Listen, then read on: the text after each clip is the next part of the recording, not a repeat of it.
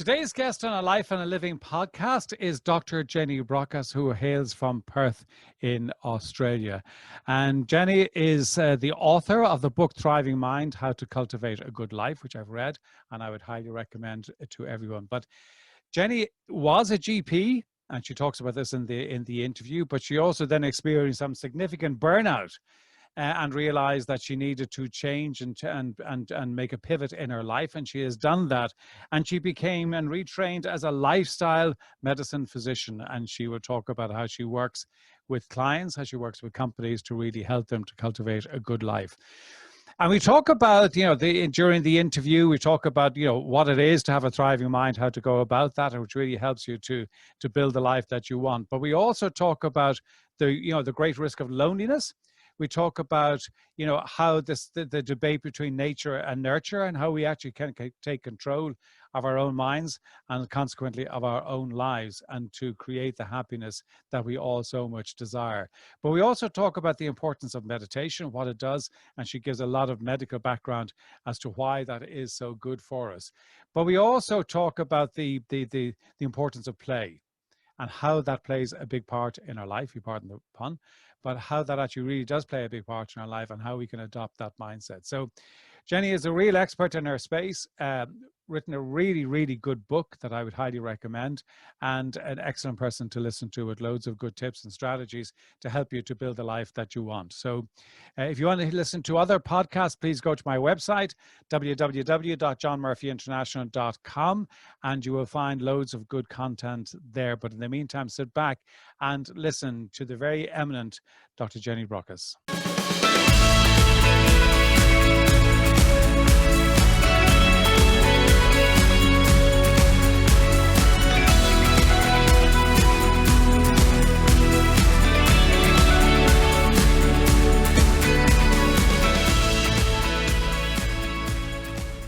Today's guest on a Life and a Living podcast is Jenny Brockis. Well, correctly, I should say Dr. Jenny Brockis, because she is a medically trained physician, and she'll tell a little bit about her own story. But Jenny, you're very welcome here today. Thank you for joining us.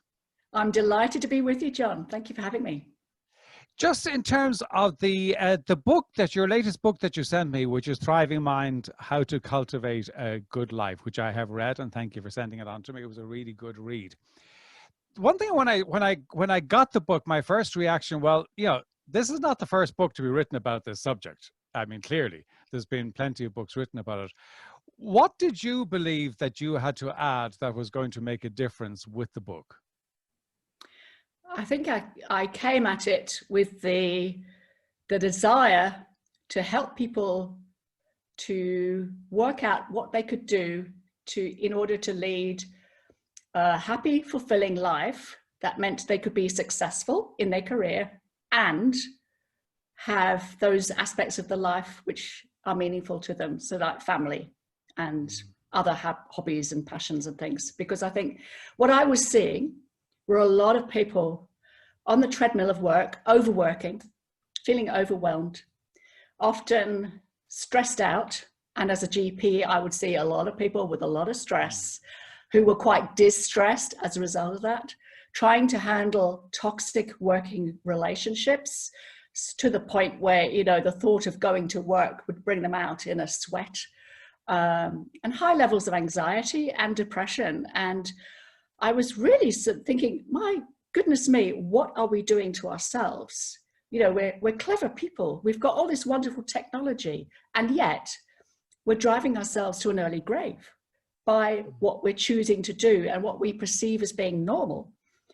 And although I wrote it pre-COVID, I think the messages within the book are more pertinent than ever, because my greatest concern going forward is less about the infection itself, which is still very much a big issue to the planet, but it's really about an epidemic that's coming up rapidly behind, which is the level of mental ill health, where people are really struggling on a daily basis. And of course, it's invisible in many instances at present, because many people are still working from home.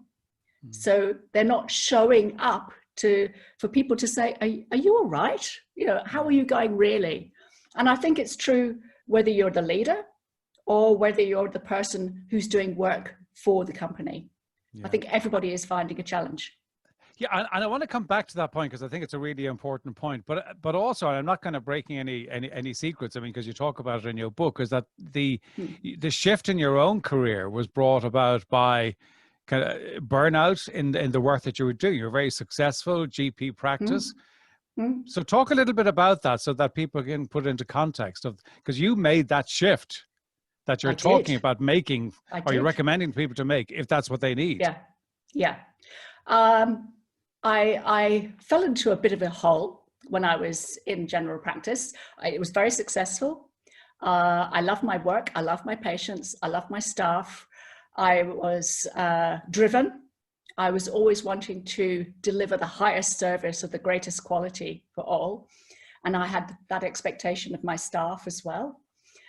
So being slightly perfectionistic and a high achiever, I religiously applied myself to my work, and it became my being. It became my one and only focus, despite the fact I had 2 small children and a husband who traveled away a lot interstate for business. And I ignored all the warning signs that things weren't quite right. Weight loss, not sleeping, panic attacks. I remember the first time I had a panic attack, and I thought, oh, so this is what a panic attack feels like. I was completely dissociated because I knew from my medical training what that was all about. And yet I didn't sort of click that that was actually a signal that my system was under stress. And it wasn't until I physically collapsed one day when I was out seeking help from a therapist because I had this chronic neck pain. And I tell people I had become a right pain in the neck. That from that episode, I was physically and mentally unable to go back to work. And I thought I'd just need a long weekend to recover. And it took me 12 months. And it was that period where I had a bit of time on my hands to reflect as well as get better. And the reflection was that I had brought this upon myself through a lack of self-awareness and a lack of really tuning into what really mattered to me.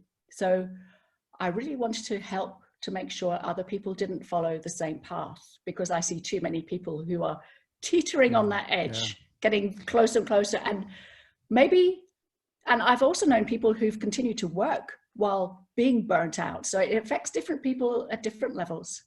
But I think we need to be smarter about how we approach life and work in general to know when is enough, because I think the new normal has been that we push harder and harder and harder and we never stop, because the normal is that you keep going no matter what. Yeah. And I think it was a very brave thing for you to do, because for many people, I'd say, I mean, I don't know, but I'd imagine for most people who end up in that situation of a burnout, then the solution is, okay, well, I'll just slow down. I won't work as hard, and I'll, cut my hours back, and I'll do all of that. But then they get back in and they get back on the treadmill. But you actually did quite a pivot to go and do something significantly different, which I think was very brave. And were you aware of how brave that was, or was it just something that you felt compelled to do? It became something that I really felt I needed to do. I started to think, well, this is actually my purpose. This is what I really want to do, rather than working one-on-one with people, which is what I've done for the previous decade or two. I really wanted to make a difference, and I wanted to be able to spread my message more widely. And I knew I couldn't do that sitting in the confines of my office. So I had to learn to go out of my office and learn how to speak in public. And that was a challenge in its own right, because I'm naturally quite a quiet, introverted sort of person with a bit of anxiety with the spotlight being on me. So I had some fantastic mentors to get me out of that rut and to learn to actually enjoy it.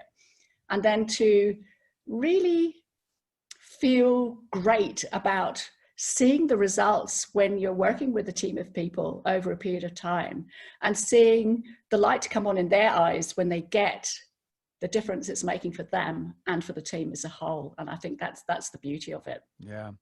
I mean, one of the things I found really, lots of things I found interesting reading the book Thriving Mind, but one of the things that I just want to pick up a quote, and this, of course, as you say, was written pre-COVID, but you say, and I'm quoting from the book, the greatest risk of feeling disconnected is increased social isolation and loneliness, right? Yes. And that's pre-COVID. Now, what's happened to an awful lot of people is that they have been forced into isolation.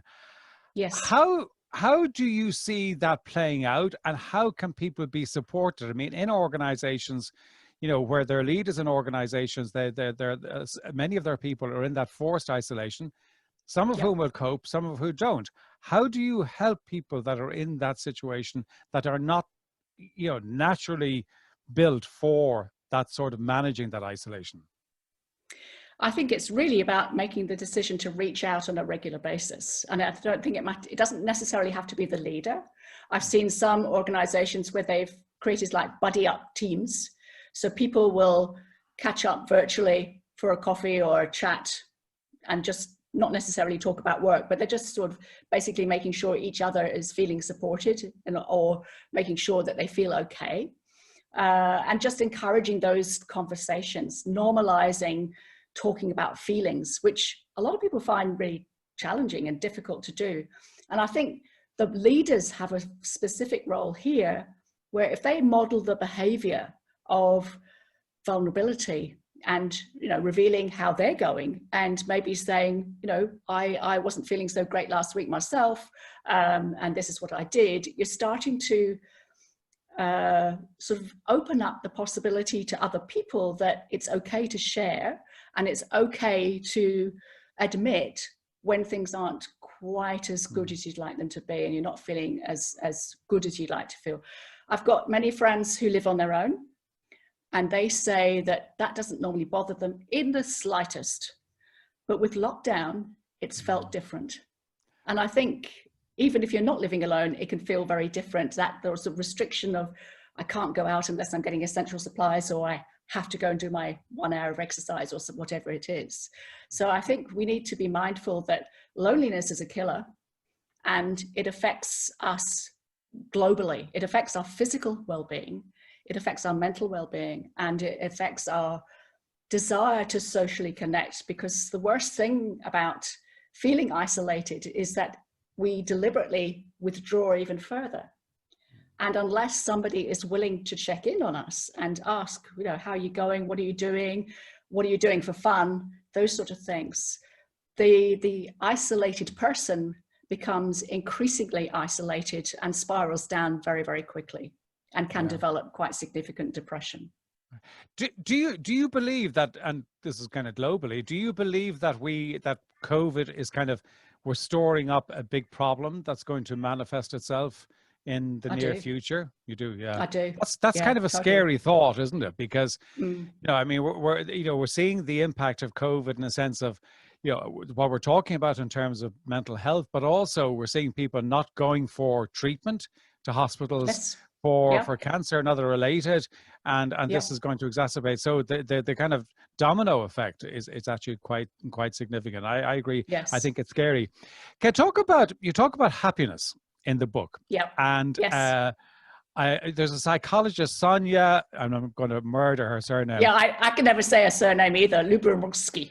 Yeah, well, something like that. Yes. Yeah. I know you you're talking right. about. Yeah, exactly. Yeah. I mean, she's saying that 50%, which is this kind of nature and nurture argument. Yes. I thought was interesting. Say 50%, our happiness is 50% determined by our genes, 10% by our circumstances, and that leaves 40% that we can influence by our own choices. So that kind of, it's not nature and nurture, it's nature and nurture, isn't it?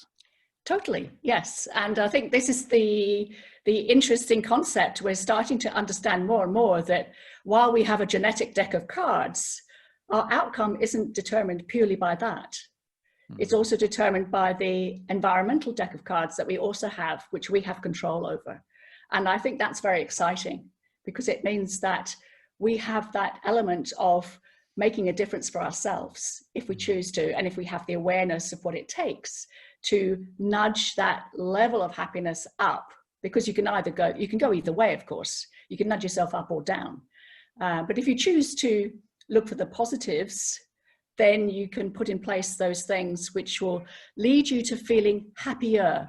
And I think it's really important to stress that happiness isn't about the happy clappy, let's dance around the office table singing Kumbaya. It's about that sense of calm, control, contentment, feeling that you can manage even when you're having one of those bad hair days where things haven't gone right.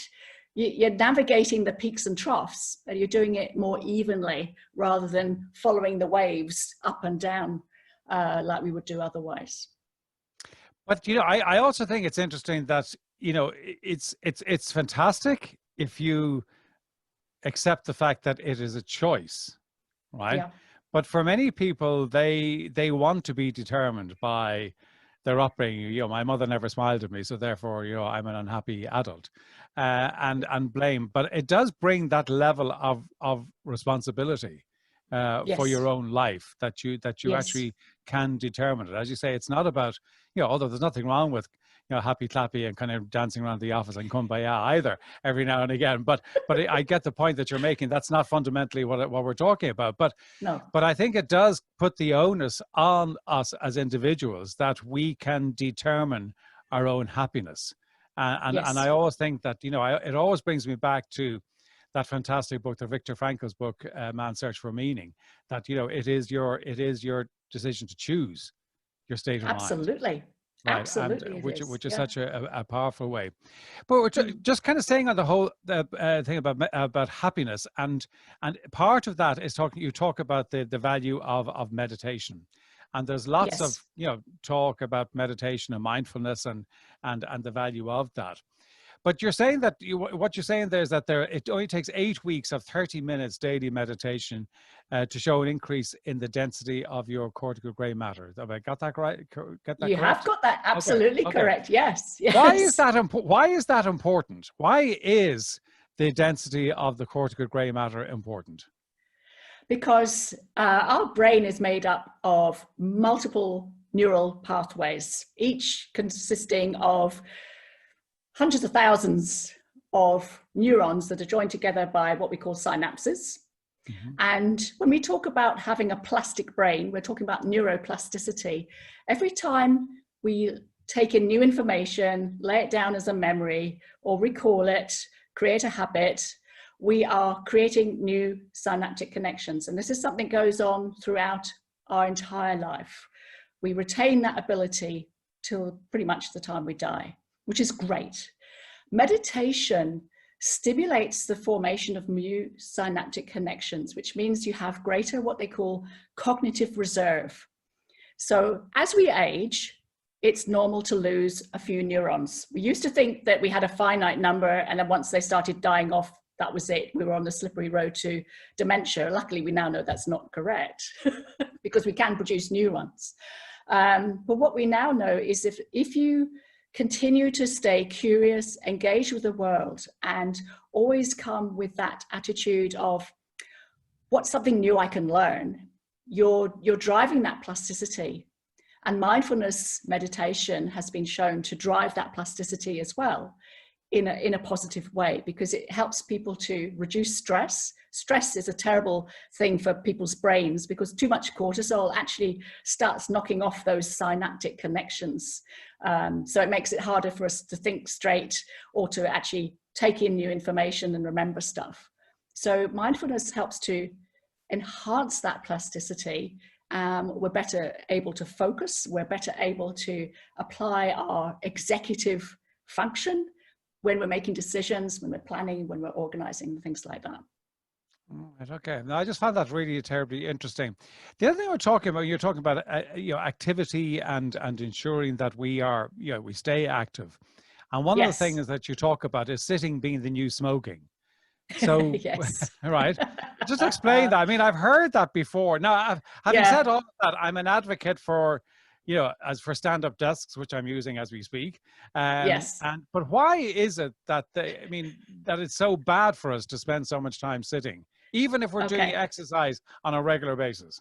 Yes, it's because we were designed to move, and the more we move, the better we think. We think better on our feet That's fundamentally it. And the reason for that is when we're is that a fact? Is that a fact? Yes, we do.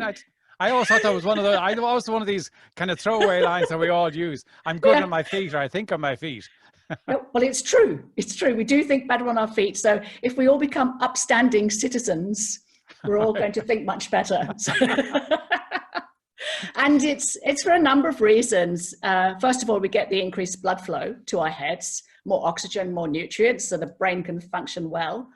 But also, the more active we are, the more we stimulate different hormones being released into our system, especially the feel-good hormones, as well as reducing cortisol. So for some people, they find if they go for a walk, it helps to clear their mind. I've got one friend who, when she's got a challenge, she goes for a swim. And as she's following that black line up and down the pool, she's working things out. And by the time she's finished her swim, she's usually worked out what the solution is to her problem, which is great.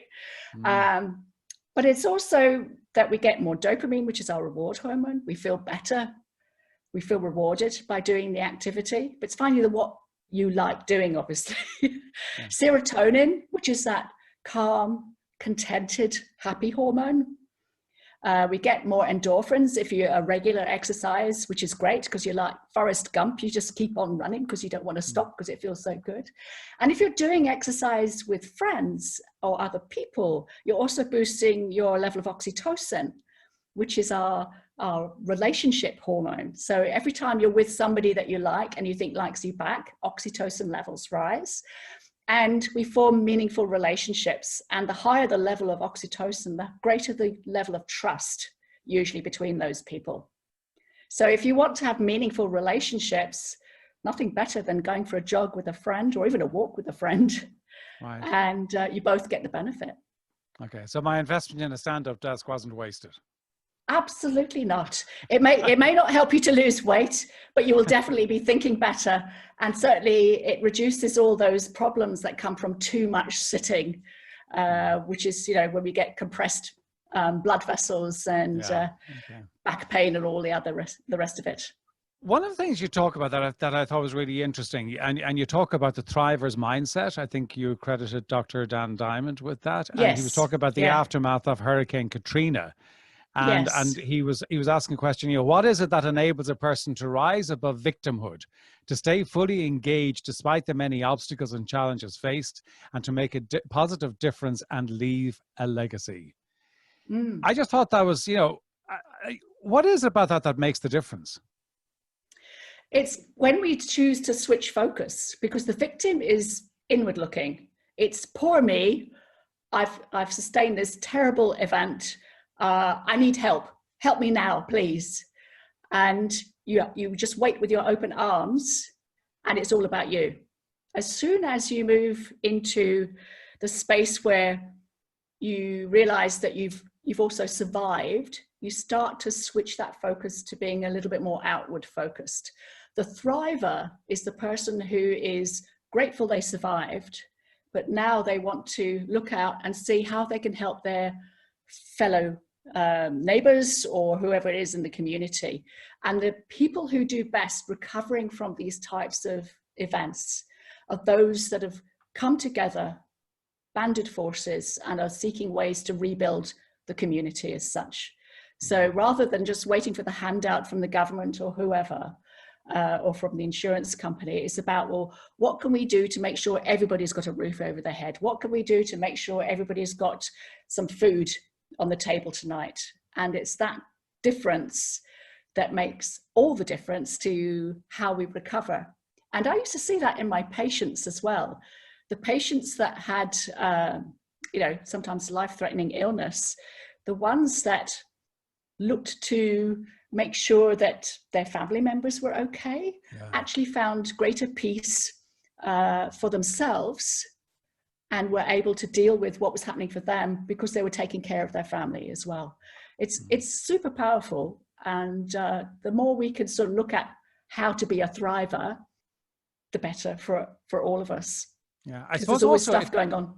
Yeah, absolutely. I suppose it kind of goes back into what you were saying earlier on, is that the person who stays the victim, their concentration is completely on themselves, right? Yes. And their world gets smaller. And as your world Yes. gets smaller, then you begin to isolate, which actually leads you to Yes. depression. I'm sure that's not Yes. clinically an accurate No, process, it's not. It's fine. Yeah, it's correct. but you know, and that's what happens. But you know, to kind of go to the other side of that, and you talk about something that I've always kind of put a lot of store in, because I remember it being talked about as I was growing up, was talk about the whole thing about playing, right? And you quote George Yes. Bernard Shaw's, is that, you know, we don't stop playing because we grow old. We grow old because we stop playing. Yeah. How do we keep that kind of sense of play, curiosity, and fun in our lives? I think we have to make the decision that we're going to include fun into our lives, because otherwise we get caught up with the busyness of everything else. So we have to schedule it in, book it for Tuesday night or Friday night, whatever, to make it happen, and tell whoever you're going with that they're coming along with you. And I think when we think about play, we tend to think of mess and children and stuff going everywhere. But play is just, or being playful is about letting go of all the tightness that we hold around our ideas and our thinking, and just letting ourselves go, just letting our imagination loose. And by adopting a more playful approach to working out something to improve a process or develop a new strategy or something like that, you're actually more creative. You're more likely to come up with a brilliant new idea, and you're less risk adverse. Not only that, you're strengthening your immune system, you're healthier overall, and you're going to live a bit longer as well, and have more fun in the process. So if we can lighten up a little bit, I always say, I talk about, we must always remember rule number 6. And people look at me askance and say, what's rule number 6? And it's about, don't take yourself quite so darn seriously. Because if we could just loosen, it's like, you know, when we say, oh, yeah, just roll your shoulders. And as soon as we do that, we think, oh, that feels better now. And it's the same thing that happens when we play. We become looser in our body, and it allows us to become the bigger version of ourselves, if that's a good way to put it.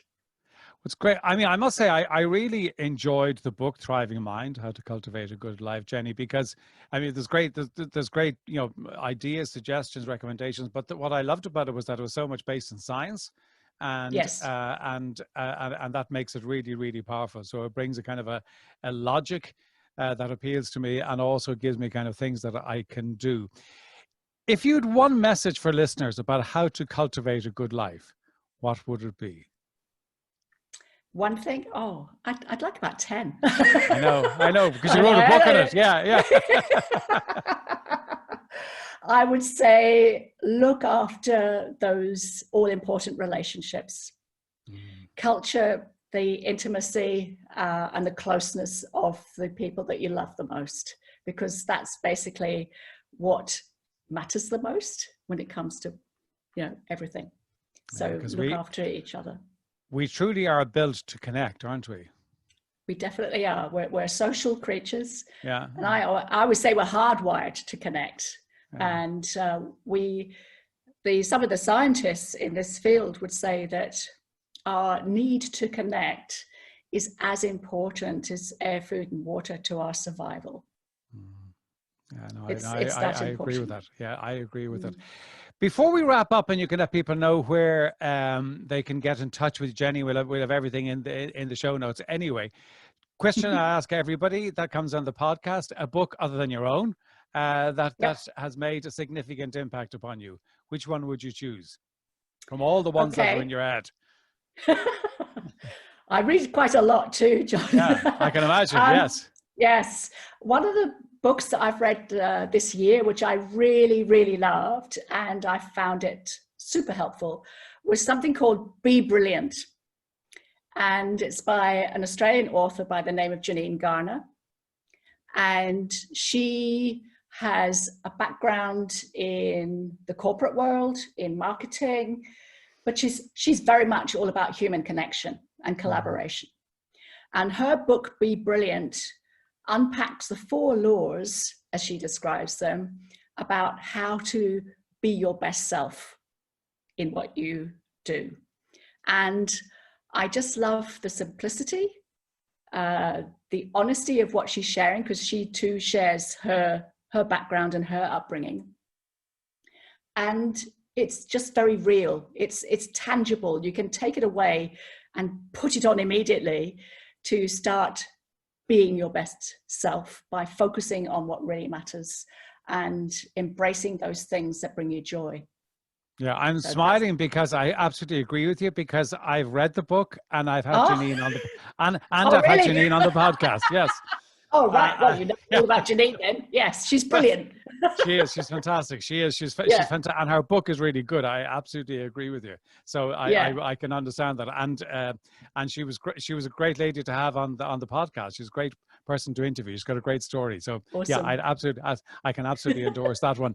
Second question I ask everybody: daily rituals, if you have them, what they are and what they do for you. Okay. So I have rituals now that I never used to have. So I'm being honest about, these are recent. Right. So for me, exercise is a must. And when I say exercise, for me, this is walking my dogs every single day and getting me outside into the fresh air, sunshine, and a green space sets me up for the day. I feel better. I work better.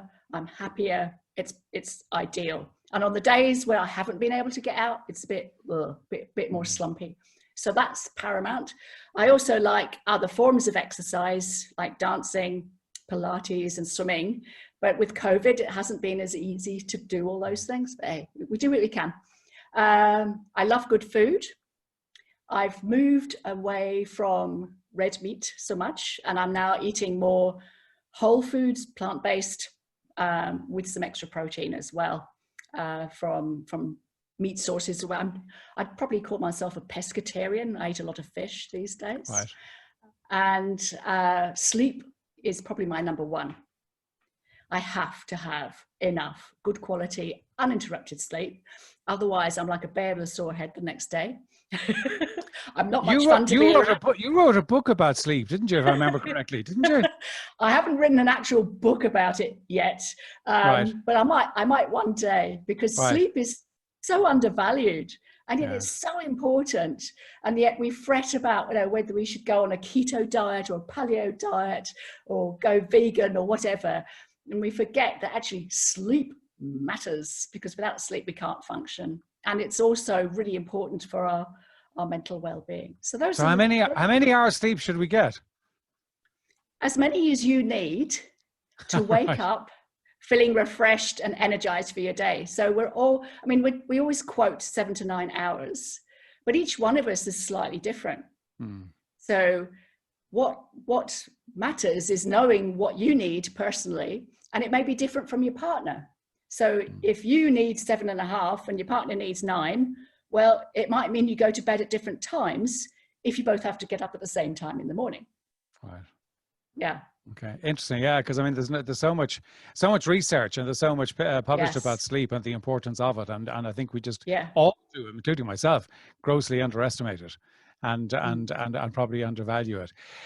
Jenny, this has been fantastic, and I've taken up more time than I said I would, but I do really want to thank you for it. How can people get in touch with you? I said it will be in the show notes, everything about that. Highly recommend the Thriving Mind, How to Cultivate a Good Life. So where can people get in touch with you, Jenny? Easiest way is through my website, which is simply drjennybrockis.com, so doctor with a DR, or they can email me, jenny@drjennybrockis.com, and I keep it fairly simple and straightforward.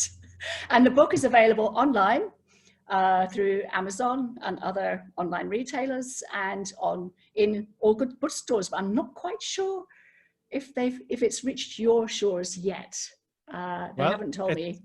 It's available online, so people can get it online anyway. So it will be available to them. Jenny, thank you so much indeed for doing this. This has been fantastic.